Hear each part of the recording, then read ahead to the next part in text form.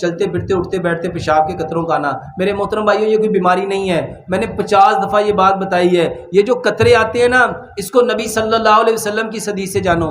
نبی صلی اللہ علیہ وسلم نے فرمایا ایک منی ہے، ایک منی ہے جس کے اوپر غسل ہے، ایک مزی ہے جس کے اوپر وضو ہے، اور ایک ندی ہے جس کے اوپر چھینٹا ہے۔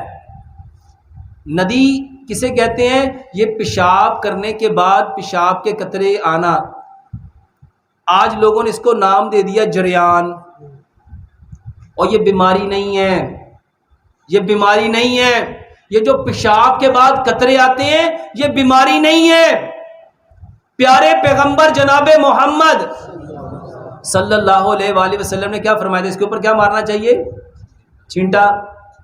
اگر یہ بیماری ہوتی تو نبی صلی اللہ علیہ وسلم اس کے بارے میں کچھ بتاتے؟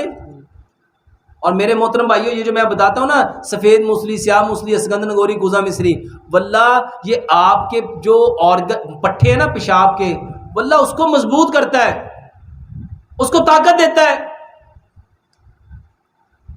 تو یہ بیماری نہیں ہے۔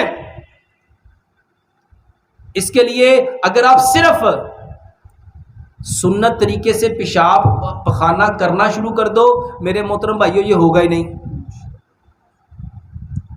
اور جیسے میں آپ کو اکثر طریقہ بتاتا ہوں، جب بیٹھے ہو تو اپنی ایک ایڑی اٹھا لو، اپنے ہاتھوں کو یہاں پہ رکھ لو، آٹومیٹکلی آپ کا سارا پریشر کس پہ آئے گا؟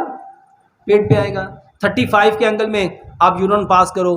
اس کے بعد اگر آپ کو لگتا ہے مجھے پیشاب آتا ہے، آپ 10 دفعہ اٹھو بیٹھو، آپ اپنی ایڑی کے اوپر 10 دفعہ جھٹکے لگاؤ، اور انشاءاللہ اسی سے مسئلہ ٹھیک ہو جائے گا۔